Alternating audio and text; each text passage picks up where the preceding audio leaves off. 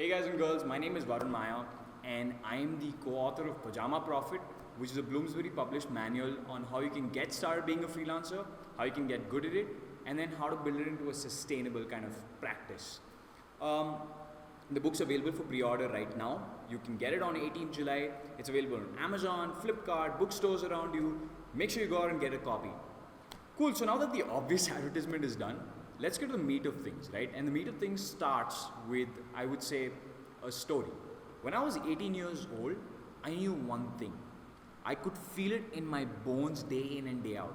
I did not want to work for somebody else, right? And I was adamant and stubborn about it. I said, I'm either going to start something on my own or I'm going to become a freelancer, right? And people looked at me and they were like, what are you doing? Because they were all sitting for placements and getting jobs and whatnot. And I said, no, I'm going to figure this out. Right? And I was confused about starting things in all honesty. Right? And I looked around me, and when people are confused about something, they look up to authority figures. So I looked up and I saw, most of these influencers, right? And they were talking about, how to start a company or the mindset you need. And I was like, okay, cool, that's all fine, dude, but all I see on your posts are motivational quotes. Right? How do I actually start a company? How do I hire somebody? What does it cost me? How do I learn Photoshop? How do I sell? Right? And none of those tangibles were actually there. Like the boring bits, everybody was skimming over. So I promised myself that if I at least get reasonably successful at doing this, I'm going to write about it, or I'm going to vlog about it, and I'm going to make sure it's very tangible, right? I'm going to tell you exactly how to do certain things. So in the spirit of that, this video is specifically about outreach. I would not be where I am today if I did not know how to use email. Email has opened more doors for me than anything else on the planet, right? And I want to kind of teach you how to do the same thing. So on this video, we're going to reach out to senior editors at Forbes via email and get positive replies from them. It sounds like a Herculean task, but let me show you how easy it is. Imagine the implications for this in your own life. How about getting new projects, getting press, just reaching out to people who you look up to, right? Email is very, very powerful.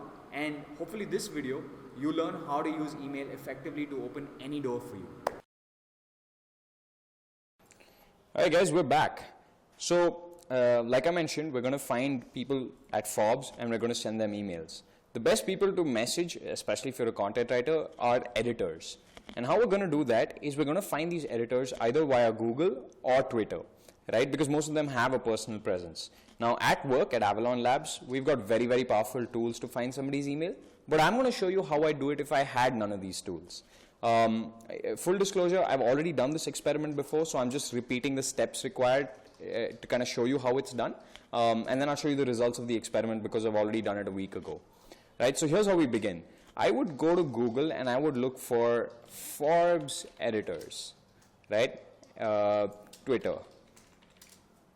Right? And I would just open a new tab with, maybe a couple of names, right? So these are their Twitter IDs, and from their names, we need to now find out what their emails are. I use a tool called Email Matcher to do this. Let me just open it up. Email Matcher uses a funky algorithm at the back end to kind of guess what a person's email ID is.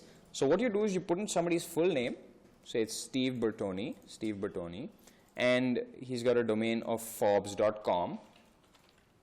Right? I'm going to make sure I'm not a bot. And then I click on find email. Right? Now there's some math that's run behind this, and it gets this person's email. So all I have to do now is copy this email and create a new Excel sheet. I'm going to create a new Excel sheet. Let's see. Create a blank workbook. I'm going to say name. I'm going to say first name, last name. I'm going to say email. I'm going to say company. Right, so I'm just going to put his email right here. I'm going to say his first name is Steve, last name is Bertoni, and let me just open this up a little bit. So Excel is a critical skill for almost all of business, right? So you have to learn this. And company Forbes, right? So then I save the sheet, I save save it to my computer. I'm not going to save it right now, but basically you save the sheet, you keep filling it up with more names. Maybe there's somebody else at different companies. We just need these details of theirs. And we need to know that they're senior editors at these companies, right? And then what I do is I go back to Firefox, I go back to my browser, and I open this amazing tool that we use called Mailshake. I'm just going to log into the tool. So now what we're going to do is, we're going to use a tool called Mailshake. Now Mailshake works on the hypothesis that people are busy, right? Or they're not interested enough in what you're doing at the first go. So it works on the hypothesis that if you send a person an email multiple times, there's a good chance he or she will reply after the second or third kind of email. We call these drips, and I call this technique ultra drip. Right, so what we're going to do is these emails that we found and we put in an Excel sheet, we are going to send them multiple drips of emails spaced out by 3 days. So we're going to send one email, 3 days later we're going to send another email, another 3 days later we're going to send a third email, and then finally we're going to send a breakup email and say, hey, I think you're not interested in what I want to do. So for this experiment, I reached out to a few Forbes editors and I just said, you know what, I want to be a contributor on Forbes, right? It was just an experiment. And I sent out this campaign on 27th June. I sent it out to 10 different people. And let me just show you the stats. 10 people, all 10 people received the emails. 9 of them opened them. 90% open rate is insane, right? Out of which 3 replied. So let's just look at the replies, right? So 3 people replied. And I can just show you the replies right here. And most of them replied either on the second or the third drip. Right, and you can see that, for example, this person said, I forward your request to the correct person to handle your request. They will reach out to you if they're interested and think you're a fit for what they need contributor-wise. Somebody else replied saying, let me just see where that is. Yep. Thank you for reaching out. We are indeed looking for writers willing to write 5 to 7x a month. I only handle entertainment-related freelancers, but if that interests you, I can connect you with one of my colleagues in the tech team, which he did. He did introduce me to somebody from the tech team.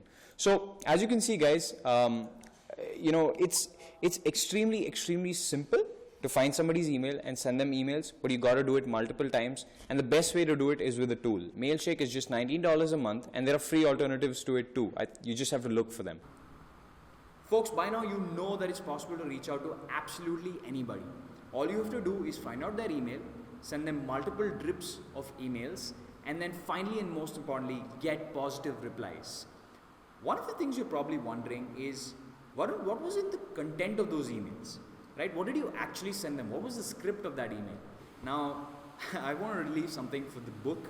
So make sure you go out there, grab a copy of Pajama Profit. Like I mentioned before, it's available for pre-order. So go out there and grab a copy. Oh, and PS, I'm going to be doing more of these. The next video is titled, how much does it actually cost to run a freelance agency in India? So if that's a topic that interests you, make sure you tune into my Instagram, make sure you follow me on Twitter, and I'll see you whenever I see you.